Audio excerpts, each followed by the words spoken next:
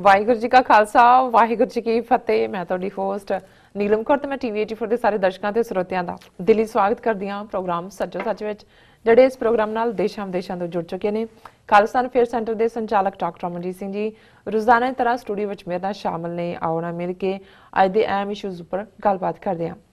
जी doctor साहब वाहिगुरू जी का खालसा वाहिगुरू जी की फतेह।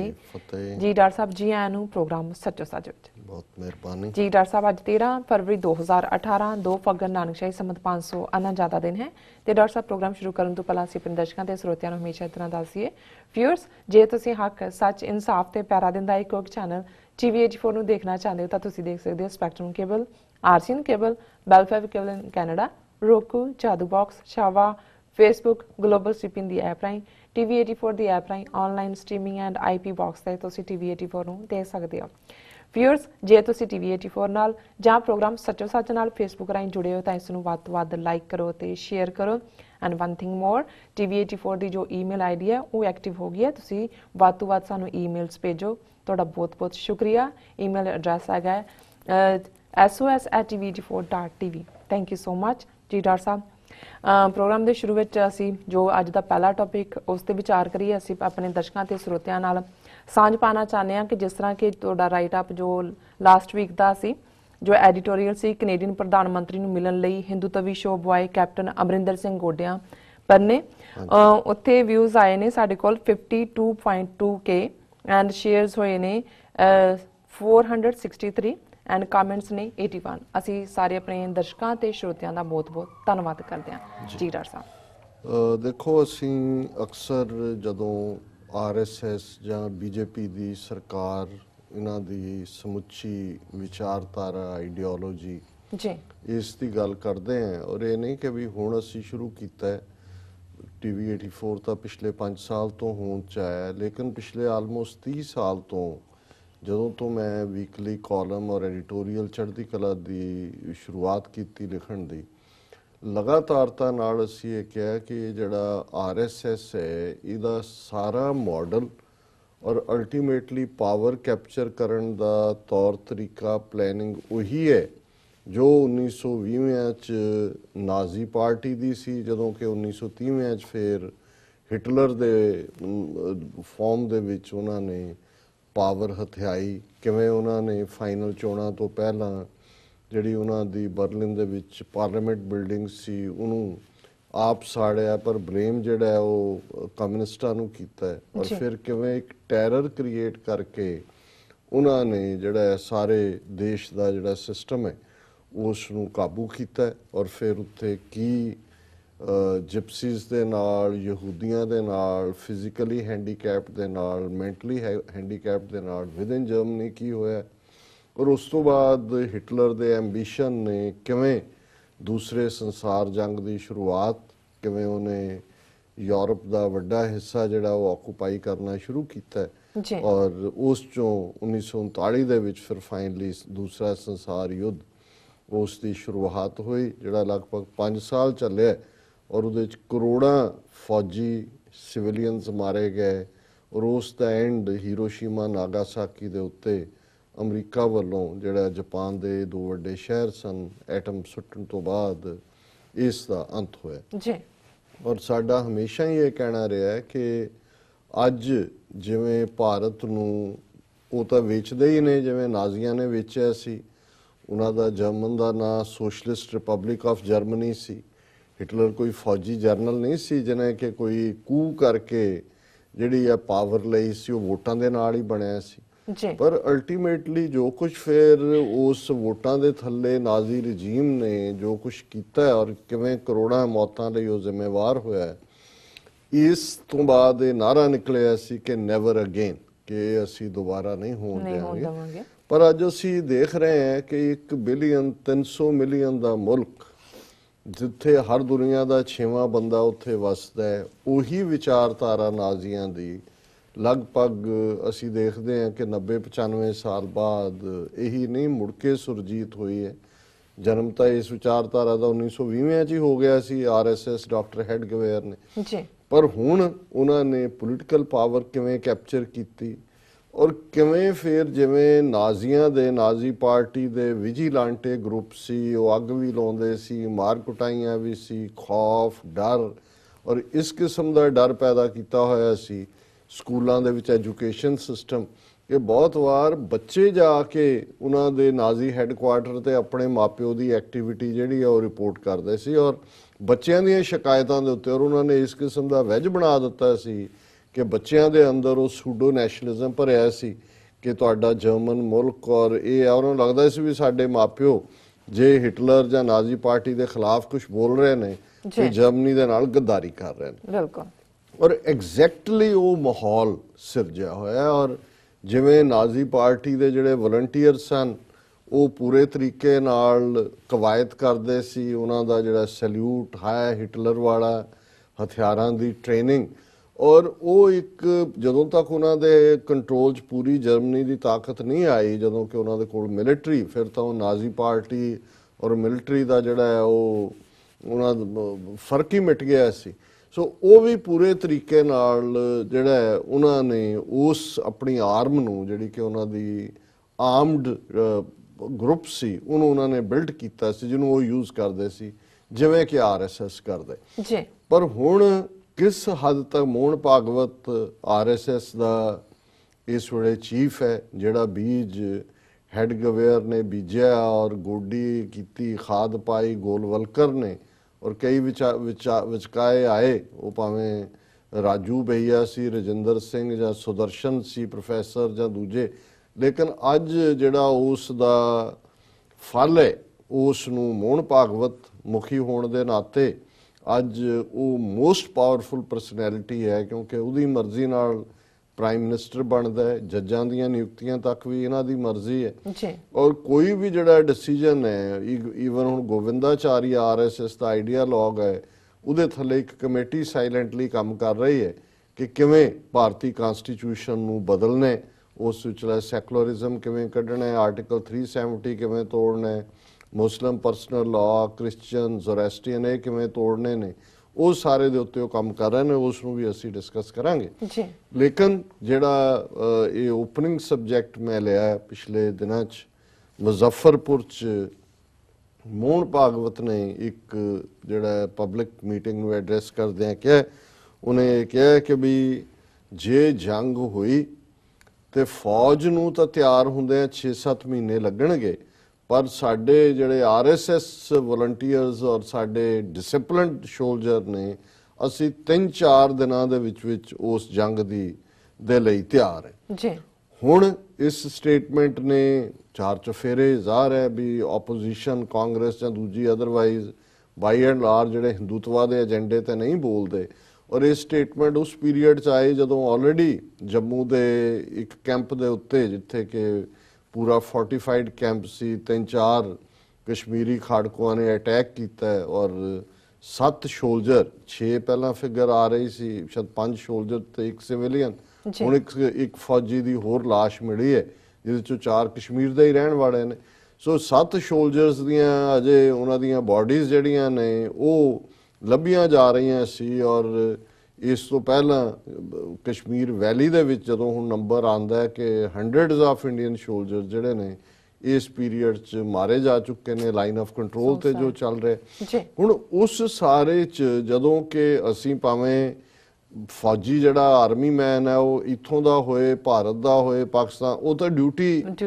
ਜਿਹੜਾ ਉਹ ਕਰ ਰਿਹਾ ਉਹਨਾਂ ਦੇ ਪਰਿਵਾਰਾਂ ਨਾਲ ਜਾਂ ਕਿਤੇ ਵੀ ਕੋਈ ਲਾਸ ਆਫ ਲਾਈਫ ਉਹਦੇ ਲਈ ਕੋਈ ਰੀਜੋਇਸਿੰਗ ਨਹੀਂ ਹੈ, ਕੋਈ ਇਹ ਭੰਗੜਾ ਪਾਉਣ ਵਾਲੀ ਗੱਲ ਨਹੀਂ ਹੈ ਵੀ ਉਹਦੇ ਕਿੰਨੇ ਮਰ ਗਏ ਉਹਦੇ ਕਿੰਨੇ ਮਰ ਗਏ, ਪਰ ਜ਼ਾਹਰ ਹੈ ਕਿ ਉਹ ਸਫਰ ਕਰਦੇ ਨੇ ਕਿ ਉਹਨਾਂ ਦੇ ਬੌਸਿਸ ਦੀਆਂ ਨੀਤੀਆਂ ਕੀ ਨੇ। ਜੇ ਬੀਜੇਪੀ ਨੂੰ ਸੂਟ ਕਰਦਾ ਹੈ ਕਿ ਉਹਨਾਂ ਦੇ ਲਈ 5-7 ਫੌਜੀ ਵੀ ਰੋਜ਼ ਮਰ ਜਾਣ ਤਾਂ ਉਹਨਾਂ ਨੂੰ ਫਰਕ ਨਹੀਂ ਪੈਂਦਾ ਕਿਉਂਕਿ ਉਹਨਾਂ ਦੀ ਜਿਹੜੀ ਚੋਣ ਨੀਤੀ ਹੈ ਰਣਨੀਤੀ ਹੈ 2019 ਤੱਕ ਲਿਜਾਂਦੇ ਉਹਨਾਂ ਨੇ ਇੰਟਾਈ ਪਾਕਿਸਤਾਨ ਜਦੋਂ ਲਾਈਨ ਲੈਣੀ ਹੈ ਤੇ ਨਾਲ 200 ਮਿਲੀਅਨ ਜਿਹੜੇ ਮੁਸਲਮਾਨ ਨੇ ਭਾਰਤ ਦੇ ਉਹਨਾਂ ਨੂੰ ਫੜੁੰਗ ਲੈਣਾ ਔਰ ਜਿਹੜੀ ਭਾਰਤੀ ਫੌਜੀ ਸ਼ਹਾਦਤ ਵੀਰ ਔਰ ਦੂਸਰਾ ਉੱਥੇ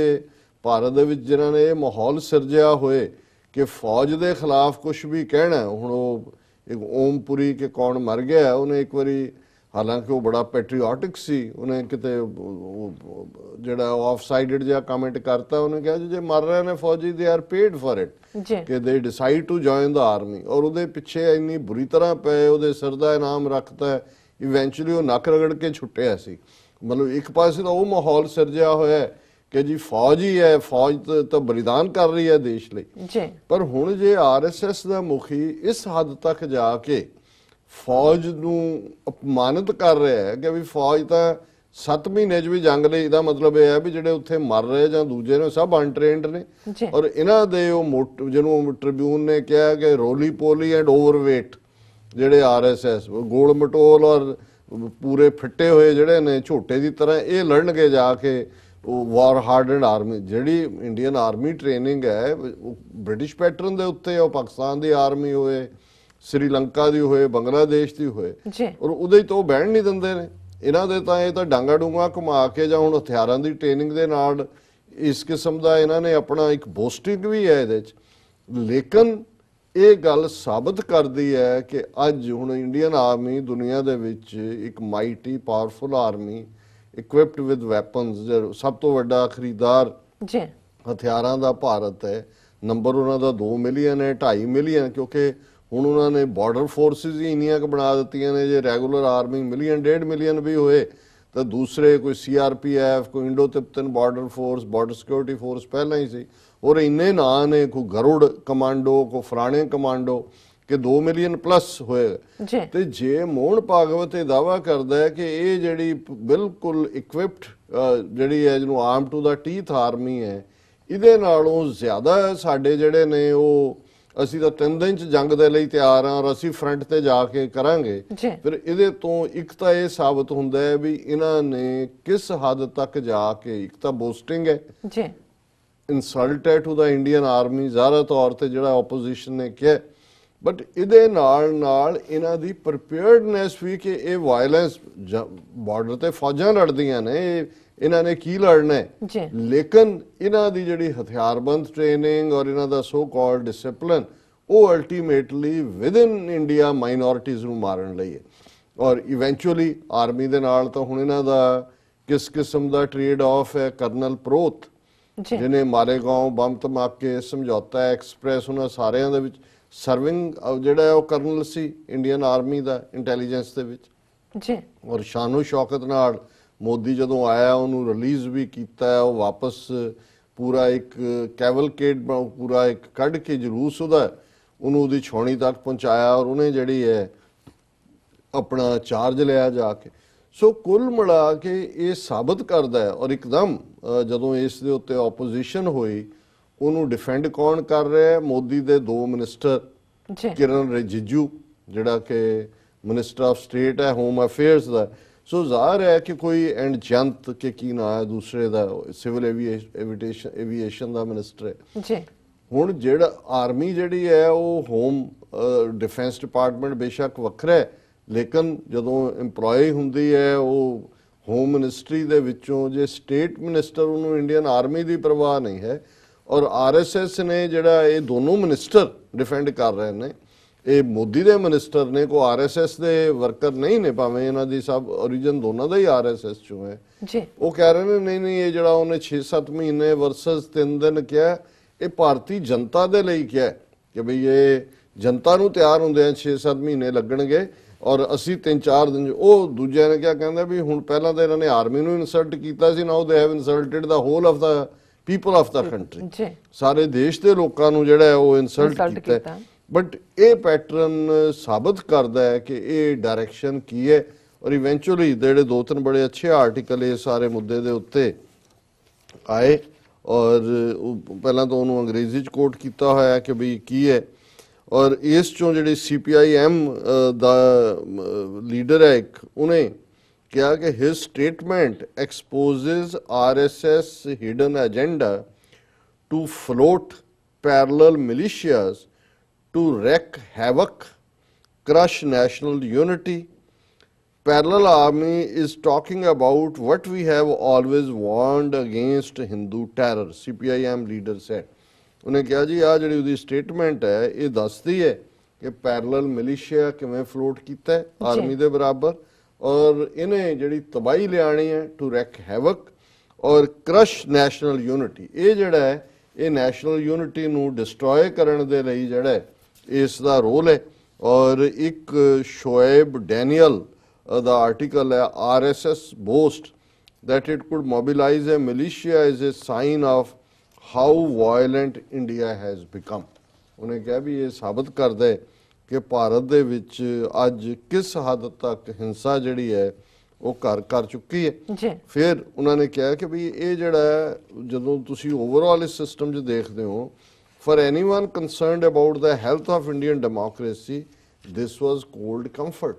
कि इन्हें तो तुहानूं बर्फ चला दिता है इस बयान ने जिहड़ा समझदा भी भारत च डेमोक्रेसी का की फ्यूचर है। The point was not whether the RSS would mobilize side by side with the Indian army or as a part of it. It was why the RSS was thinking of mobilizing at all।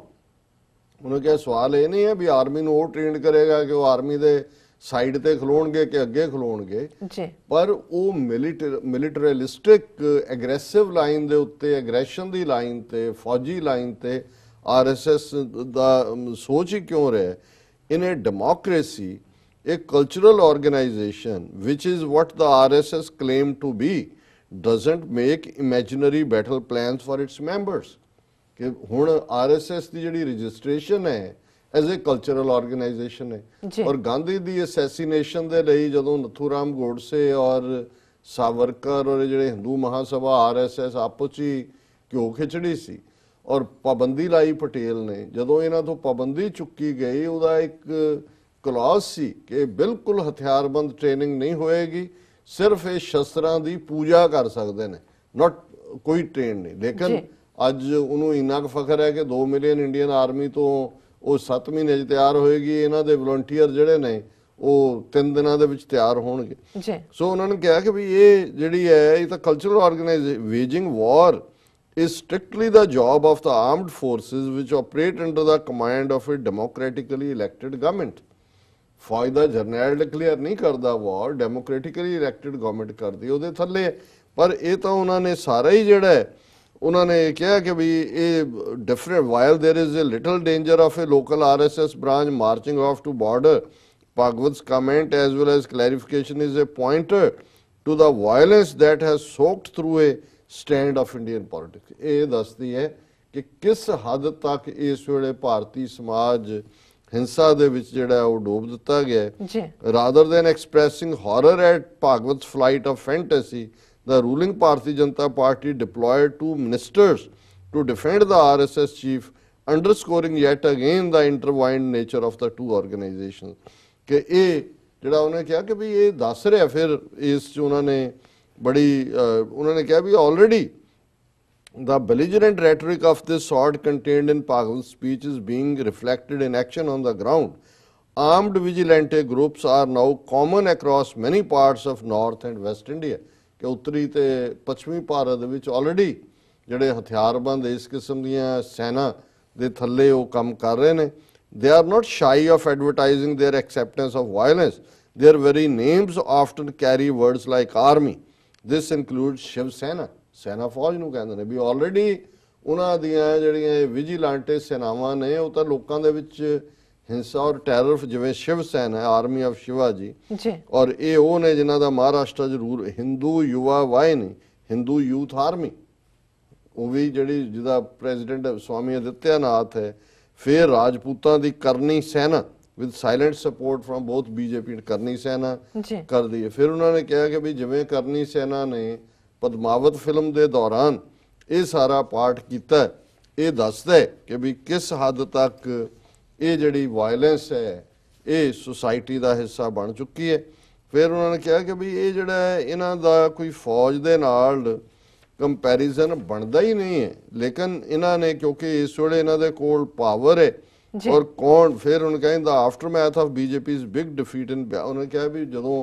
Bihar च हारे ने उस तो बाद इन्होंने देखा कि भी तुसी जिहड़ा रैटरिक है वो दुश्मन के खिलाफ पाकिस्तान नूं बना के मुसलमानों के खिलाफ रखो। और ईवन ट्रिब्यून का अज का एडिटोरियल भी इस इशू के उत्ते उन्हें कहा एन RSS बोस्ट कि उसने डींग मारी है, पर उसका अखीरला पैराग्राफ ਜਿਹੜਾ ਹੈ ਉਹ ਕੁਆਇਟ ਇੰਟਰਸਟਿੰਗ ਹੈ। ਉਹਨੇ ਕਿਹਾ ਕਿ ਵੀ boastfulness apart, the RSS chief's clumsy observations do betray a certain aspiration to command a militia। ਕਿ ਜ਼ਾਹਰ ਹੈ ਕਿ ਵੀ ਉਹ ਇੱਕ ਮਿਲੀਸ਼ੀਆ ਨੂੰ ਕਮਾਂਡ ਕਰ ਰਹੇ। ਫਿਰ ਉਹਨੇ ਪਟੇਲ ਨੂੰ ਕੋਟ ਕੀਤਾ, ਜਿਹੜਾ ਮੈਂ ਆਲਰੇਡੀ ਕਿਹਾ ਹੀ ਹੈ ਕਿ ਵੀ ਉਹਨਾਂ ਦੇ ਉੱਤੇ ਪਾਬੰਦੀ ਸੀ ਕਿ ਉਹ ਕੋਈ ਹਥਿਆਰ ਨਹੀਂ ਰੱਖ ਸਕਦੇ, ਨਾ ਹੀ ਟ੍ਰੇਨਿੰਗ ਦੇ ਸਕਦੇ ਨੇ। ਸਿਰਫ ਜਿਹੜਾ ਹੈ ਉਹ all that RSS bosses can do is to perform puja to arms. There can be no role for this or for that matter any other private outfit in public defense। ਪਰ ਇਸ ਦੇ ਨਾਲ ਗੱਲ ਸਿਰਫ ਉਹ ਫੌਜ ਬਣਾਉਣ ਜਾਂ ਦੂਜੇ ਦੀ ਨਹੀਂ ਹੈ। ਸ਼ਸ਼ੀ ਥਰੂਰ ਇਹ ਅੰਡਰ ਸੈਕਟਰੀ ਵੀ ਰਿਹਾ ਯੂਨਾਈਟਿਡ ਨੇਸ਼ਨਸ ਦਾ,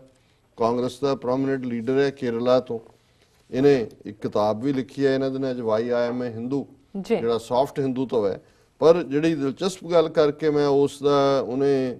ANI ਨੂੰ ਇੰਟਰਵਿਊ ਦਿੱਤਾ, ਔਰ ਉਹਦਾ ਇੰਟਰਵਿਊ ਜਿਹੜਾ ਪ੍ਰਿੰਟ 'ਚ ਵੀ ਅੱਜ ਕੱਲ੍ਹ ਹੁੰਦਾ ਹੈ, ਔਰ ਉਸ ਦਾ ਹੈਡਿੰਗ ਇਹ ਹੈ, BJP planning major assault on constitution Shashi Tharoor. ਉਹਨੇ ਕਿਹਾ ਇਹਦੇ 'ਚ, ਉਹਨੇ ਕਿਹਾ ਜੀ ਕਿ ਉਹ ਸਿਰਫ ਅਗਲੀ ਇਲੈਕਸ਼ਨਾਂ 'ਚ ਉਹ ਵੇਟ ਕਰ ਰਹੇ, ਕਿਉਂਕਿ ਕਨਸਟੀਟਿਊਸ਼ਨ ਦੇ ਵਿੱਚ ਅਮੈਂਡਮੈਂਟ ਜਾਂ ਸੋਧ ਕਰਨ ਦੇ ਲਈ ਦੋਨੋਂ ਹਾਊਸਿਸ ਦੇ ਵਿੱਚ ਪਾਰਲੀਮੈਂਟ ਔਰ ਰਾਜ ਸਭਾ 'ਚ 2/3 ਮੈਜੋਰਟੀ ਚਾਹੀਦੀ ਹੈ। ਸੋ ਉਹ ਉਹਨਾਂ ਕੋਲ ਅਜੇ ਨਹੀਂ ਹੈ, ਔਰ ਇਹ ਵੇਟ ਕਰਨਗੇ, ਕਿਉਂਕਿ ਹੁਣ ਜਿਵੇਂ ਯੂਪੀ 'ਚ ਇਹਨਾਂ ਦੀ ਬਣੀ ਹੈ ਸਰਕਾਰ, 3/4 ਉਹਨਾਂ ਨੇ ਸੀਟਾਂ ਲਈਆਂ, ਤੇ ਰਾਜ ਸਭਾ ਦੇ ਵਿੱਚ ਜਿਹੜੀਆਂ ਖਾਲੀ ਹੋ ਰਹੀਆਂ ਨੇ 20-25 ਸੀਟਾਂ ਜ਼ਾਹਰ ਹੈ ਇਹਨਾਂ ਦੀਆਂ ਹੀ ਭਰੀਆਂ ਜਾਣਗੀਆਂ। ਔਰ ਹੁਣ ਤੱਕ ਤਾਂ ਅਜੇ ਕਾਂਗਰਸ ਦੀ ਉੱਥੇ ਮੈਜੋਰਟੀ ਹੈ, ਜਾਂ ਦੂਜੀਆਂ ਰੀਜਨਲ ਪਾਰਟੀਜ਼ ਨੂੰ ਮਿਲਾ ਕੇ BJP ਦੀ ਮੈਜੋਰਟੀ ਨਹੀਂ ਹੈ। ਉਹਨੇ ਕਿਹਾ ਕਿ ਵੀ ਇਹ ਜਿਹੜਾ ਹੈ, once the BJP government is looking to make a major assault on the constitution if the ruling party gets a majority in both the houses of parliament, says Congress lawmaker Shashi Tharoor, who feels the attack on various constitutional provisions like Article 370 on Kashmir and secularism will be part of attempts to create Hindu Rashtra। ਉਹਨੇ ਕਿਹਾ ਵੀ ਇਹ ਹੁਣ just matter of time ਹੈ, ਜਿਉਂ ਹੀ ਇਹਨਾਂ ਦੇ ਕੋਲ majority ਆਈ ਰਾਜ ਸਭਾ 'ਚ ਵੀ ਔਰ ਦੂਸਰੇ 'ਚ ਵੀ,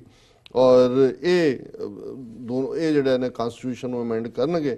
ਔਰ ਉਹਨਾਂ ਨੇ ਕਿਹਾ ਵੀ ਆਲਰੇਡੀ KN ਗੋਵਿੰਦਾਚਾਰੀਆ ਜਿਹੜਾ ਆਈਡੀਆਲੋਗ ਹੈ RSS ਦਾ, ਉਹ ਪੈਰਲਲ ਇਸ ਦੇ ਉੱਤੇ ਕੰਮ ਕਰ ਰਿਹਾ। ਔਰ ਉਹਨੇ ਪਿਛਲੇ ਦਿਨਾਂ 'ਚ ਇੱਕ ਇੰਟਰਵਿਊ 'ਚ ਕਿਹਾ ਵੀ ਹੈ ਕਿ ਵੀ he says socialism, secularism, all that will have to go। ਇਹ ਜਿਹੜਾ ਉਹਨਾਂ ਦਾ ਕਨਸਟੀਟਿਊਸ਼ਨ ਰਿਵਿਊ ਦਾ ਕਰ ਰਿਹਾ, ਉਹਨੇ ਕਿਹਾ ਜੀ ਇਹ ਸੈਕੂਲਰਿਜ਼ਮ, ਸੋਸ਼ਲਿਜ਼ਮ ਸਭ ਕੁਝ ਜਾਏਗਾ। If they are embarking on such a project, I think they are quite serious about it. ਔਰ ਫਿਰ ਉਹਨਾਂ ਨੇ ਕਿਹਾ ਕਿ ਵੀ ਇਹ ਜਿਹੜਾ 2/3 ਮੈਜੋਰਟੀ ਦੀ ਇੰਤਜ਼ਾਰ ਹੈ, but once they get 2/3 in both houses, I do believe the constitution, including Article 370 on Kashmir, on the Hindu Rashtra concept, on use of words socialism, secularism, all of these would be up for grabs. There is little doubt about it। ਫਿਰ ਉਸਨੇ ਇਹ ਕਿਹਾ ਵੀ ਹੁਣ ਨਰਿੰਦਰ ਮੋਦੀ ਹੈ, ਉਹ ਕਹਿ ਰਿਹਾ ਹੈ ਕਿ ਜੀ ਦੀਨ ਦਿਆਲ ਉਪਾਧਿਆਏ ਨੂੰ ਫੋਲੋ ਕਰੋ। ਔਰ ਉਹ ਦੀਨ ਦਿਆਲ ਉਪਾਧਿਆਏ ਪ੍ਰੈਜ਼ੀਡੈਂਟ ਰਿਹਾ BJP ਦਾ, ਹਾਲਾਂ ਉਹਨਾਂ ਦੇ ਆਪਣੇ ਨੇ ਉਹਨੂੰ ਕਿਤੇ ਮਾਰ ਮੂਰ ਦਿੱਤਾ। ਮੁਗਲ ਸਰਾਏ ਰੇਲਵੇ ਸਟੇਸ਼ਨ ਤੇ ਉਹਦੀ ਡੈੱਡ ਬੋਡੀ ਮਿਲੀ ਸੀ, ਹੁਣ ਮੁਗਲ ਸਰਾਏ ਰੇਲਵੇ ਸਟੇਸ਼ਨ ਦਾ ਨਾਂ ਜਿਹੜਾ ਦੀਨ ਦਿਆਲ ਉਪਾਧਿਆਏ ਦੇ ਨਾਂ ਤੇ ਰੱਖ ਦਿੱਤਾ ਹੈ। ਉਹਨਾਂ ਨੇ ਕਿਹਾ ਵੀ it was the same Upadhyaya who said the constitution should be torn up because it is full of imported idea. ਹੁਣ ਜੇ ਮੋਦੀ ਕਹਿ ਰਿਹਾ ਕਿ ਜੀ ਤੁਸੀਂ ਆਪਣੇ ਹਰ ਗੱਲ 'ਚ ਦੀਨ ਦਿਆਲ ਉਪਾਧਿਆਏ ਨੂੰ ਫੋਲੋ ਕਰੋ, ਤੇ ਦੀਨ ਦਿਆਲ ਉਪਾਧਿਆਏ ਨੇ ਕਿਹਾ ਕਿ ਵੀ ਇਹ ਫਾੜ ਦਿਓ ਇਸ ਸੰਵਿਧਾਨ ਨੂੰ, ਕਿਉਂਕਿ ਇਹਦੇ 'ਚ ਜਿਹੜੇ ਆਈਡੀਆਜ਼ ਨੇ ਬਾਹਰੋਂ ਆਏ ਨੇ ਇਹ ਹਿੰਦੂ ਸੰਸਕ੍ਰਿਤੀ ਨੂੰ ਰਿਪਰੈਜ਼ੈਂਟ ਨਹੀਂ ਕਰਦੇ। ਫਿਰ ਇਹ ਪੁੱਛਦਾ ਸ਼ਸ਼ੀ ਥਰੂਰ ਕਿ ਵੀ ਮੋਦੀ ਜਿਹੜਾ ਹੈ ਇਹ ਕਿਹਨੂੰ ਫੋਲੋ ਕਰ ਰਿਹਾ। ਸੋ ਕੁੱਲ ਮਿਲਾ ਕੇ ਮੈਂ ਸਮਝਦਾ ਵੀ ਇਹ ਗੱਲ ਜਿਹੜੀ ਅਸੀਂ ਪੋਜੀਸ਼ਨ ਕੰਟੀਨਿਊਸਲੀ ਅਸੀਂ ਉਹ ਥਰੂ ਪੈਨ ਹੋਏ, ਥਰੂ ਟਾਕ ਹੋਏ, ਥਰੂ ਲੈਕਚਰਸ ਹੋਏ ਜਾਂ ਸ਼ੋਅ ਹੋਏ, ਅਸੀਂ ਤਾਂ ਇੱਕ ਅਵੇਅਰਨੈਸ ਪਾਰਟ ਹੀ ਸਾਡਾ ਰੋਲ ਹੈ। ਲੇਕਿਨ ਜੇ ਇਹਦੇ ਬਾਵਜੂਦ ਸਾਡੇ ਇੱਕ ਵੱਡੇ ਤਬਕੇ ਨੂੰ ਇਹ ਗੱਲ ਸਮਝ ਨਹੀਂ ਆਈ, 30 ਸਾਲਾਂ 'ਚ ਨਹੀਂ ਆਈ, ਹੁਣ ਤਾਂ ਸਾਹਮਣੇ ਜਿਹੜਾ ਉਹ ਦੱਸ ਰਹੇ ਨੇ ਕਿ ਵੀ ਉਹਨਾਂ ਨੇ ਕੀ ਕਰਨਾ ਔਰ ਉਹਨਾਂ ਦਾ ਅਲਟੀਮੇਟਲੀ ਏਜੰਡਾ ਕੀ ਹੈ। ਔਰ ਮੋਹਨ ਭਾਗਵਤ ਨੇ ਹੁਣ ਫਾਈਨਲ ਜਿਹੜੀ, ਵੈਸੇ ਤਾਂ ਬਿੱਲੀ ਪਹਿਲਾਂ ਹੀ ਥੈਲੇ ਤੋਂ ਬਾਹਰ ਸੀ, ਹੁਣ ਬਿੱਲੀ ਜਿਹੜੀ ਹੈ ਉਹ ਚਬਾਰੇ ਤੇ ਚੜ ਕੇ ਜਿਹੜੀ ਹੈ ਨੱਚ ਰਹੀ ਹੈ ਔਰ ਦੱਸ ਰਹੀ ਹੈ ਕਿ ਹਿੰਦੂ ਰਾਸ਼ਟਰ ਦਾ ਮਤਲਬ ਕੀ ਹੈ ਜੀ। ਡਾਕਟਰ ਸਾਹਿਬ ਬਿਲਕੁਲ ਰਹਿੰਦੇ ਇਸ਼ੂ ਆਪਾਂ ਬ੍ਰੇਕ ਤੋਂ ਬਾਅਦ ਡਿਸਕਸ ਕਰਾਂਗੇ। ਇਸ ਤੋਂ ਪਹਿਲਾਂ ਅਸੀਂ ਆਪਣੇ ਦਰਸ਼ਕਾਂ ਨੂੰ ਤੇ ਸਰੋਤਿਆਂ ਨੂੰ ਅਪੀਲ ਤੇ ਬੇਨਤੀ ਕਰਦੀ ਹੈ ਵਿਊਅਰਸ, ਜਿਸ ਤਰ੍ਹਾਂ ਕਿ ਤੁਸੀਂ ਜਾਣਦੇ ਹੋ ਕਿ TV 84 ਇੱਕ ਐਸਾ ਚੈਨਲ ਹੈ ਜਿਹੜਾ ਕਿ ਮਨੁੱਖੀ ਹੱਕਾਂ ਦਾ ਪਹਿਰੇਦਾਰ ਹੈ। TV 84 ਸਿੱਖਾਂ, ਕਸ਼ਮੀਰੀਆਂ ਅਤੇ ਭਾਰਤ ਦੀਆਂ ਨਾਰਥ ਈਸਟ ਸਟੇਟਾਂ ਦੇ ਲੋਕਾਂ ਦੇ ਸਵੈ ਨਿਰਣੇ ਦੇ ਹੱਕਾਂ ਦਾ ਹਾਮੀ ਹੈ। ਅਸੀਂ ਚਾਹੁੰਦੇ ਹਾਂ ਕਿ ਤੁਸੀਂ TV 84 ਨੂੰ ਅੱਗੇ ਵਧਾਉਣ ਲਈ ਵੱਧ ਤੋਂ ਵੱਧ ਡੋਨੇਟ ਕਰੋ। ਤੁਸੀਂ ਆਪਣਾ ਡੋਨੇਸ਼ਨ ਸਾਡੀ ਵੈਬਸਾਈਟ tv84.tv ਤੇ ਜਾ ਕੇ ਪੇਪਲ ਦੀ ਵਰਤੋਂ ਕਰਕੇ ਮੰਥਲੀ ਵੀ ਕਰ ਸਕਦੇ ਹੋ ਜਾਂ ਫਿਰ ਤੁਸੀਂ ਇਕੱਠੇ ਵੀ ਕਰ ਸਕਦੇ ਹੋ। ਦਿੱਤੇ ਗਏ ਸਕਰੀਨ ਤੇ ਪਤੇ ਤੇ ਤੁਸੀਂ ਸਾਨੂੰ ਮੇਲ ਵੀ ਕਰ ਸਕਦੇ ਹੋ, ਤੁਸੀਂ ਸਾਨੂੰ ਕਾਲ ਵੀ ਕਰ ਸਕਦੇ ਹੋ। ਵਿਊਅਰਸ, ਵਿਚਾਰਾਂ ਦਾ ਸਿਲਸਿਲਾ ਇਸ ਤਰ੍ਹਾਂ ਚੱਲਦਾ ਰਹੇਗਾ। ਮਿਲਦੇ ਹਾਂ ਆਫਟਰ ਦਿਸ ਸ਼ਾਰਟ ਬ੍ਰੇਕ।